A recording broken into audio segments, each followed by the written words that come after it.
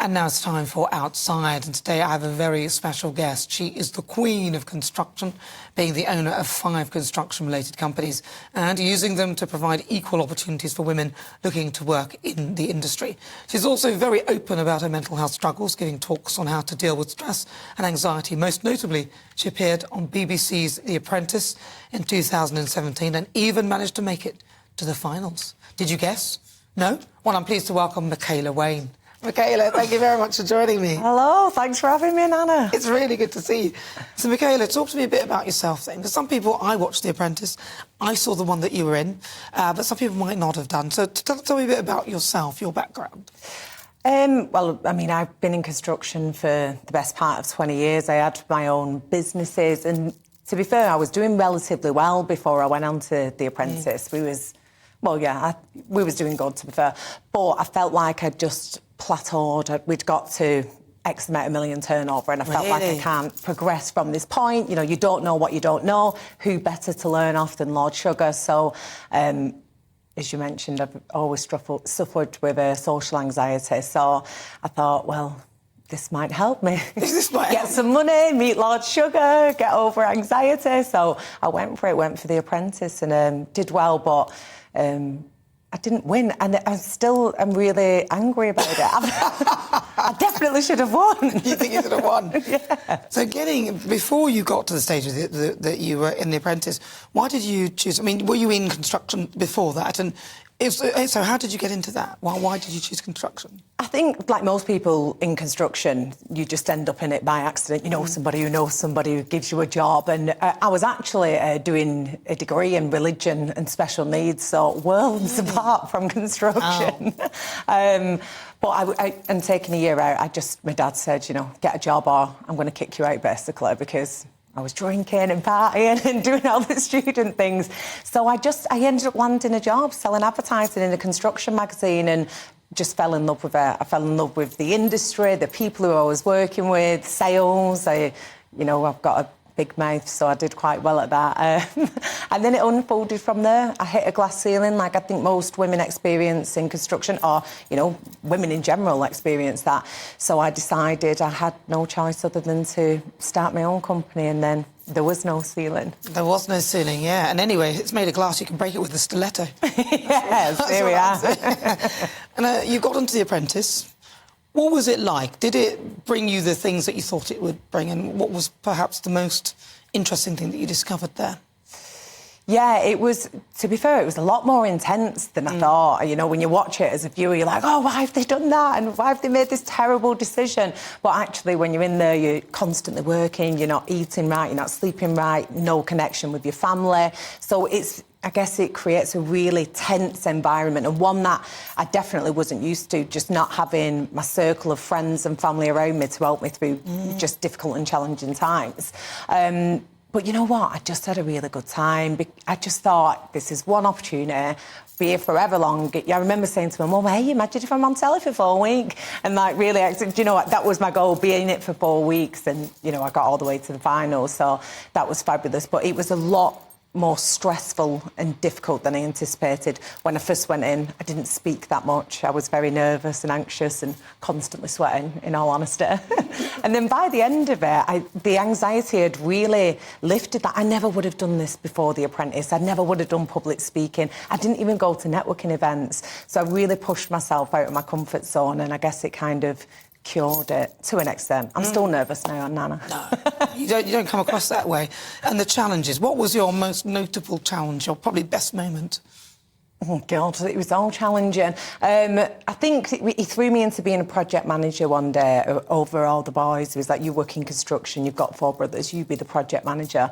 And I'd never worked with any of them before this point, and just kind of went with what they were saying about, you know, we're so good, we're so great, and give them kind of good jobs within the team, and then really lost in a big way. I actually brought my partner back, who is now my partner. We have a child together, and I brought him back to be fired, and so he's never going to live that down for the rest of his life. So your husband, you met on The Apprentice? Yeah. And you fired him, he got fired? I tried to get him fired. I really was like, get rid of the competition. But yeah, he managed to, he stayed in a bit longer. But I did better than him, Nana, which is the most important thing. That's very important, isn't it? So when did you decide that you were going to go out with each other? Was it during the actual show there, or was it after? No, it was after. I think in those moments, you know, you're literally working 16 hours a day. There's no time to build those friendships. But after The Apprentice, it's like maybe a 3 or 4 month gap. So you weren't allowed to drink in The Apprentice. Afterwards, when they was giving us wine, I think we got a bit excited. You weren't allowed to drink at all? I thought they'd get like a glass of wine. Oh, you get if one. you're winning. But that's just a tease. You know, they give you one little glass of Prosecco to celebrate people coming back. But that's genuinely it. That's all you're allowed once a week. Wow. So, yeah. So, no, there was no canoodling in the house. It was afterwards. Wow. And are you all in the same house? You're on the same house, but different? Yes, you're all in the same house, on different floors. Girls on one floor, boys on another floor. Weren't you sick of the others by the time? I mean, I'd get sick of them all after a while. Some actually really. It's tough, isn't it? Because I went to boarding school and you just couldn't escape some of them, so you had to be friends with them. No escape. And then when you're in the house, you know, there's no TV, no phones, no music, literally nothing. So all you can do is just sit around and get to know each other. So I guess you build friendships fast when you're in there, but also enemies fast. Well, because I came across you because I sort of did one of your events, Women in Construction, and I know that because of your businesses and everything, you've got behind getting women into construction. Talk to me about that. Yeah, well, I mean, as it stands, we're around 15% of women in construction and less than 2% of women on the tools. And after I'd been on The Apprentice, for me, I never really noticed. Obviously, I knew I was a woman in construction, but it wasn't a big thing for me. I was just cracking on, doing what I do. But after The Apprentice, it really shone a light on it, and I literally had thousands and thousands of messages from women and men, but predominantly women saying, like, I've hit a glass ceiling, what should I do? I can't get promoted, I'm worried about this. To extremes of being sexually assaulted on site.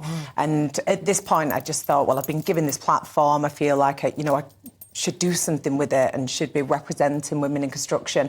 And I guess it just unfolded from there. I have a construction magazine, so we started to profile women, tell them the story, just try and get some representation and promote the stories of women to help attract and retain more women. And then, over the last 6 years, we've worked towards it. And then, as you know, we did the Women in Construction Awards, which was great fun. And the proceeds, you raised money for the Maggie Oliver Foundation. How did that relationship come about? I met Maggie in a bar, actually. But I knew who she was, but I bumped into her in Manchester and she'd been watching The Apprentice. I knew who she was anyway. And then she was telling me about the foundation she was setting up. And I said, keep in touch, let me know how it goes, if there's any way I can help. So we've remained friends since then, maybe the last 5 or 6 years. And I've watched the work that she's doing. And she's genuinely leading a foundation from her heart. Like, she wants to see this change. She wants to do good. And I just think any woman who supports women to that level, sacrificing a career and a life to support other women, I feel like we had to get behind. And how nice as well, the construction industry, which is male-dominated predominantly, that for us to be able to go, we've raised all of this money and give it to Maggie and back to women who need it. Yeah, and of course, Maggie Oliver's Foundation, if you don't know, and you're listening now, she supports women and girls who have been abused. And she was one of the officers for the Rochdale scandal. She was one of the... She blew the whistle on it, so she's quite an incredible woman, isn't she? Yeah, gave up her career and blew the whistle, and then since then has gone on to support them and fight still continuously. They're coming up everywhere in Telford, and Maggie is the driving force to get real convictions, not 3 people out of 100 getting put in prison for 12 months. This whole system is flawed and needs changing. So if we can help in any way, that's what we tried to do. Raise awareness and raise... So you didn't win The Apprentice, you think you should have. Who did win that year? Who was it? There was 2 winners as well. That was salt to the wound. There's the 2 winners. That's even worse. That's even worse. Are you still in touch with them? Yeah, I do, actually. Both with the winners, they're still good friends, man. That's good. And what are you up to now, then, with your business, and where's it going? So I'm more focusing on the women in construction side of things. Obviously, we've still got the construction businesses, but we're doing the awards again this year. We had brilliant backing from the industry companies like Retro Homes, Hayes, Multiplex, really big businesses all willing to back us, and they're doing it again for a 2nd year. So we're going to be cracking on with that, and also we're starting a Women in Construction networking hub. Wonderful. We've been given a stage at UK Construction Week to run like a culture hub stage, talking about ED&I as a whole, not just women in construction. So this is the main focus. I really want to try and make some change. So if women want to sort of get into construction, what advice would you give them? Where would they go? I mean, reach out to us, you know, like I say, we've started a hub, so we're able to help them out, give them advice, match them up with employers, but yeah, try and find another woman in construction. There isn't, 15% seems really small, but that equates to about 500,000 women, so try and get yourself a mentor and a connection, somebody, I guess, who looks like you in construction. So you've got a hub. Is there a website that people can go, or is this? Yeah, you can find it on designandbuilduk.net, all the information's on there.